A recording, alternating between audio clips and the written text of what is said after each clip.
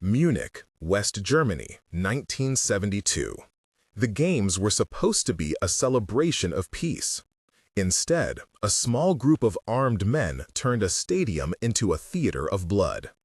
A man who, to neighbors and colleagues, appeared as a mild-mannered analyst with a taste for classical music and neat suits, was in fact being ready to follow a whisper across borders and shadows. He hosted quiet dinners, corrected the accents of new recruits, and kept meticulous lists of books he would never discuss in public. But what nobody suspected was that his neat appearance enclosed a readiness to transform patience into pursuit.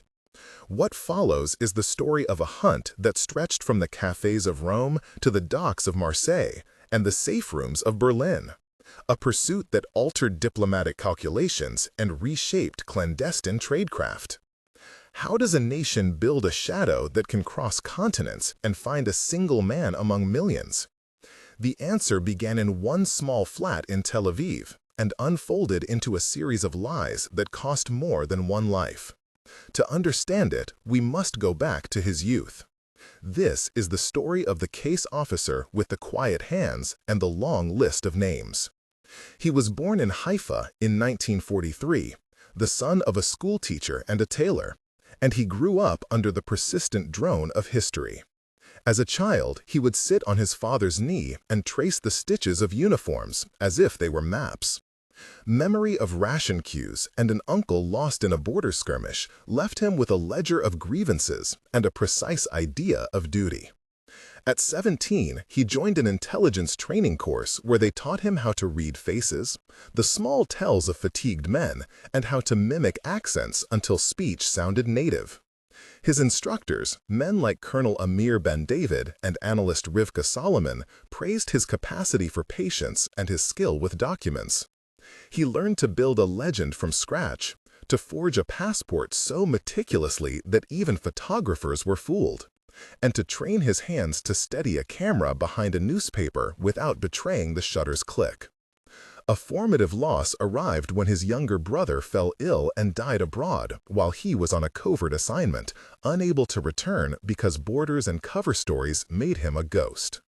That absence hardened what had been a quiet patriotism into a private urgency that he later described to a friend, David, simply as a need to make his work mean something. In his 30s, he had already built a reputation inside the agency as a meticulous case officer who could live abroad for years without revealing a single trace of his origin. He spoke 4 languages fluently and carried at least 3 identities in his head. The backstory explains why he accepted the Munich assignment, not as vengeance, but as an obligation to close a wound. Recruitment. The post-Munich operation began within weeks of the massacre when a small interdepartmental cell convened under the direction of a senior operative, Amos Levy. They needed someone who could navigate Europe without drawing attention and who could both flatter and punish. Our protagonist, Eitan Bar-Lev, was selected. The selection meeting was held in a basement room that smelled of old coffee and print. He was briefed by Miriam Halevi and briefed again by a technical officer, Jonas Petrov, who explained the limits of their signals capability in Europe.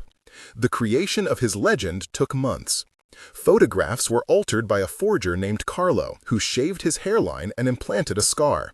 Documents were set in the belts of contrived shipping manifests, and a false business as an art dealer gave him a reason to mingle in galleries and consular receptions. Training included rehearsed mannerisms, an entire false family tree, and a passport set that used slightly different fonts than local bureaus. They taught him the one-time pad system to transmit short messages back to base, encrypted with a pad of numbers that was burned after a single use. And he practiced Morse code in the solitude of a bathroom tiled in white. He rehearsed meetings with actors playing hostile intelligence officers until his face betrayed nothing. The recruitment phase was as much psychological as procedural because the agency wanted someone who could stand being erased by his own lies. His insertion into Europe was slow and deliberate. He landed in Rome posing as an antiques dealer named Marco Rossi and rented a small flat above a bakery where the smell of fresh bread masked the smell of gun oil and paper. The bakery owner, Paolo, the baker's wife, Lucia, and a neighbor called Anton all became incidental anchors in his cover story. He invested in a modest gallery that displayed works he did not own, and loaned money to a club owner, Klaus, who introduced him to diplomats and arms dealers. Sensory details were key to his credibility. The clatter of cups in the cafe where he took his espresso, the faint scent of shoe polish in the shoes he wore to diplomatic wine nights, the texture of linen tablecloths he chose for a dinner with a naval attaché. He cultivated friendships with people such as Pierre, the photographer, Lena, the translator, and Hassan, the bookseller. Each relationship was a thread in a web of normality. He attended festivals, danced once badly at a wedding, complained about the cold in a voice that sounded like every other expatriate's. At the same time, he established safe houses, a room above a tailor's shop in Marseille, a friend's flat in Amsterdam, and a storage locker in Antwerp, where forged documents were slipped inside empty paint tins. He learned the rhythm of each city, the way an operative must read wind direction. Operationally, he relied on human intelligence methods that are brutal in their simplicity. He did not storm palaces. He turned social rituals into collection opportunities. He photographed notebooks under napkins during banquets. He recorded conversations with microcassettes concealed in cigarette packs. He recruited a chain of small sources, people like Carlo's assistant Rolf, who worked at a shipping yard and who owed a gambling debt, and a woman named Nadia, who sold antiques and had an ex-husband still running errands for militants. Communication with headquarters was handled by a rotating series of couriers and clandestine radio broadcasts. Technical Officer Jonas installed a shortwave transmitter in a suitcase radio disguised as a tourist's item, and trained Eton to transmit brief coded lines using a one-time pad and pre-arranged time windows. He also used dead drops, a coin trick carved into the underside of a park bench and the hollowed leg of a wooden chair in a flea market. His photographic technique was meticulous. He took images at twilight to avoid glare. He used high-grain film for low light, and he annotated negatives with small pinpricks so analysts could map vantage points later. These procedural descriptions were shared with handlers such as Miriam and Amos, who then evaluated the intelligence and forwarded it to operational planners. One technical process lasted 3 days and was described in a dry report, but its effect was to transform vague rumors of shipments into detailed manifests that could be acted upon. Information began to accumulate. A pattern emerged linking a man known as Khaled to networks moving between Beirut and Munich. Eton's reports were precise. Months of surveillance in Rome and Marseille yielded photographs showing Khaled meeting with a man called Yusuf at a café near the port of Marseille. The intelligence allowed friendly services to shadow ships and intercept coded telegrams. Analytic officers used telephone intercepts to correlate times and names. The consequences were real. At a tactical level, raids prevented certain safe houses from being used. And at a strategic level, diplomatic relations were strained with countries accused of harboring militants. Technical reports described the method of transmission and the encryption that had been cracked, and cross-referenced passports that were forged in Eastern Europe. The analysis led to a planned arrest in Paris. The intelligence he collected altered operational timetables and forced decision-makers to weigh public exposure against the value of one capture. Those decisions would have human cost. Suspicion finally began to gather around the target group when a careless courier made a mistake. The courier left a list of names in a cafe coat pocket that was later discovered by a cleaner who sold the information for cash. A joint surveillance operation in Paris moved from shadowing to confrontation. In the small glass-fronted café on the Rue de Rivoli, a tense set of dialogues unfolded between Eton, his local contact Pierre, and a French counterintelligence officer named Jacques. They debated whether to intercept or to wait and risk the target slipping away. Dialogue played. Eton said, "We cannot act yet." Pierre countered, "You risk them scattering." Jacques warned that a premature move could expose sources. Eton replied, "We have one play to make it count." Pierre asked, "Who will take responsibility if it fails?" Jacques replied, "The operation will fall on those who advised haste." Eitan asked, "Where is Khaled now?" Pierre said, "Across the square with a woman selling flowers." Jacques suggested a call to headquarters. Eitan refused, saying the line is compromised. Pierre proposed a diversion. Jacques asked, "What diversion?" Eitan answered, "A staged argument that will draw their attention." Pierre agreed reluctantly and said, "We will need a getaway car." Jacques insisted that they leave no trace. The exchanges were 8, sharp and decisive, and the café scene included 5 sensory notes: the smell of coffee and cigarette smoke, the rough texture of the wooden table, the sunlight hitting the glass, the quiet scrape of a spoon in a cup, and the metallic clink of a coin dropped into a saucer. The decision was to follow and to attempt a low-profile arrest later at night. The arrest attempt became one of the first moments of acute tension, and it was prolonged and precise. Police converged on the apartment in a way choreographed to appear as routine. A neighbor called with a false complaint, while officers in plain clothes waited in stairwells. The door opened to the smell of cooking tomatoes and an old radio playing folk songs. Inside, Khaled resisted, and a struggle spilled into the hallway. The sound of fists against plaster, the low moan of pain, and the distant wail of a siren. That moment lasted minutes, but the aftermath stretched longer as interrogations began. The interrogation scene included another dramatized dialogue of 9 exchanges between Khaled, a French interrogator named Bernard, Eitan, who sat in a corner and observed, and Miriam, who monitored via secure line. Bernard demanded to know where the others were. Khaled replied with impatience, "It is not my business." Bernard leaned forward and asked, "Who funded the travel?" Khaled said, "Vague names and foreign addresses." Miriam whispered through the speaker that they must be cautious.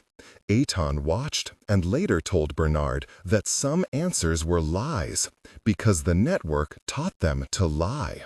Bernard insisted on a confession. Khaled cracked then and offered a name, then a second name.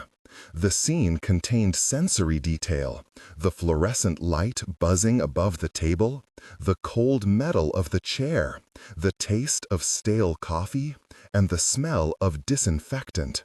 That pressure produced leads that sent teams across borders.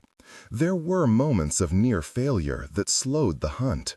An operative named Lena was detained briefly and her flat searched by local police, exposing a set of forged documents, forgeries that had been produced by Carlo. That raid was described in a dry cable that later read as a catalog of errors, a careless phone call, a hook that had not been scrubbed. The result was diplomatic complaints lodged by countries where operatives had used their covers and increased counterintelligence activity by hostile services. The operation then pivoted. Eitan moved to Amsterdam, then to Brussels, then to a safe apartment in Berlin. The work began to exact a personal toll. He felt unmooring in private. He stopped going to concerts and started waking at 3 in the morning, rehearsing dialogues with people who no longer existed. He became estranged from David, who had been his oldest friend and confidant, and from Miriam, who criticized his risk-taking in private. The loneliness was a presence he described once as a weight in his pocket. Approximately 1/3 into this narrative, we should step back and engage with you, the viewer, because the moral questions are unavoidable. You have seen how a state security apparatus justified secrecy and subterfuge in order to prevent further violence. You have seen how human methods feed on relationships and how those relationships are sometimes manipulated to lethal ends. Would you accept deception as a necessary tool if it meant saving hundreds of lives? Or would you reject it on principle because it corrodes the trust that holds communities together? We invite you to share your thoughts in the comments, beginning your message with opinion : so we can collect and respond to a range of views. Tell us whether you think the ends ever justify the means and whether a line exists that should never be crossed. Your perspectives help shape the conversation in future episodes and bring nuance to these historical questions. But the story continues, and there was a price to be paid for every secret kept. A later encounter in Marseille became a second peak of tension. Eitan confronted Yusuf in a noisy fish market, a place of salt and shouting, and the scene was staged with sensory intensity. The smell of brine and fish guts, the rough feel of wet scales, the sting of lemon on fingers, the glare of a noon sun on boxes of ice, and the distant rumble of a boat engine. Here, a dialogue of 8 exchanges unfolded between Yusuf, Eitan, Hassan, the bookseller who had once been Yusuf's friend, and Miriam on the radio. Yusuf denied involvement until Eitan produced evidence, a photograph taken through a cafe window by night. Yusuf's voice changed then. The air tightened, and he offered a confession of a single shipment, then retracted. The market erupted in ordinary commerce, while men in the background watched. And then Yusuf escaped into a labyrinth of alleys.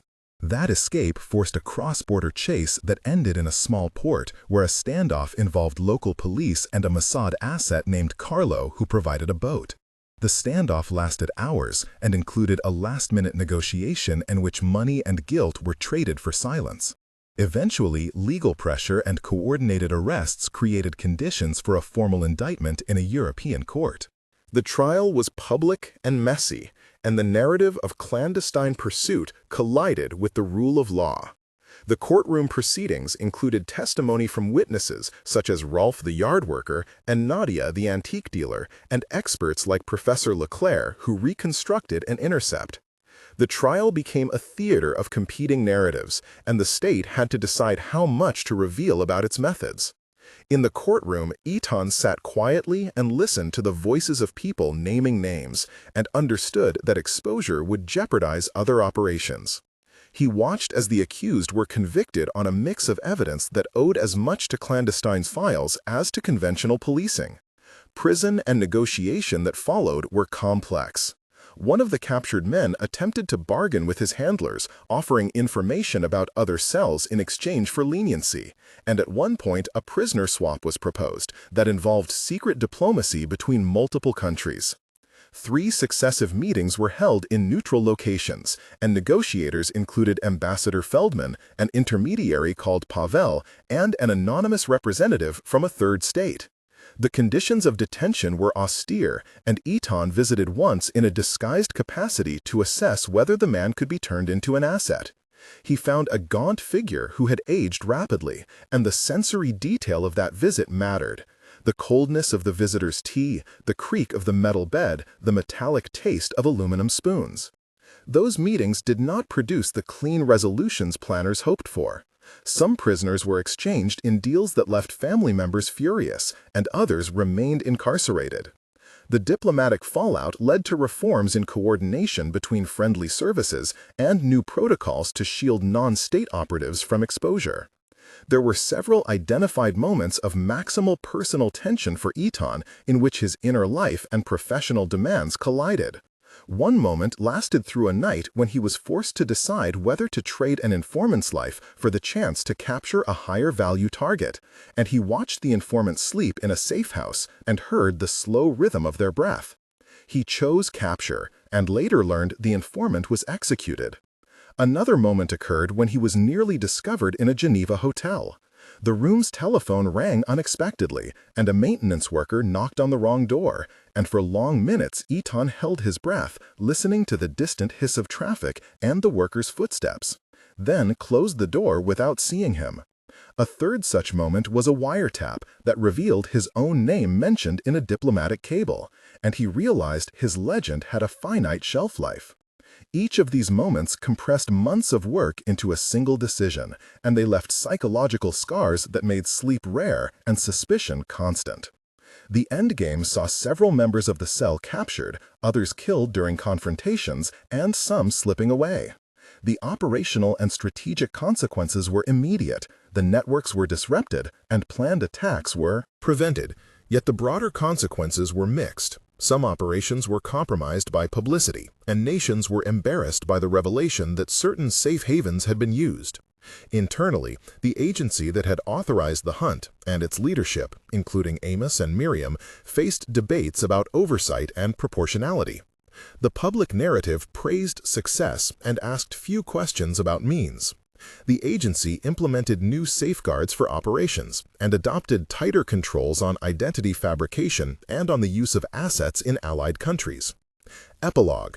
1 month later, Eitan returned to Tel Aviv for a brief debriefing and spent a single day walking by the sea with David. He tasted the salt and heard gulls and tried to reconcile the small domestic scene with months on the road. He received an award quietly in a ceremony where he stood beside Rivka and Jonas and wrote nothing home. One interview later, months later, he told a close friend that success felt like a set of small losses. 3 months after the operation, the diplomatic cables revealed a flurry of protests and a tightening of travel restrictions in certain cities, and the agency reissued guidance on safehouse protocols. 6 months after the operation, the public archives still held redacted reports, and historians began to pore over them looking for patterns. The hunt was gradually folded into the larger narrative of counterterrorism, and debate emerged about whether state-sponsored reprisal was legal or effective. The long-term legacy included reforms in counterintelligence cooperation between services, and a catalog of human cost that included families displaced and a few men dead in nameless places. In the final analysis, the story resists tidy moral categorization. The hunted were responsible for violence, and their capture prevented further attacks. Yet the methods used involved lies and manipulations that left collateral damage. Institutions changed, tradecraft evolved, and people such as Eitan paid private prices with sleepless nights and fractured relationships. The files remain partly closed, the photographs partly redacted, and the ethical debate unresolved.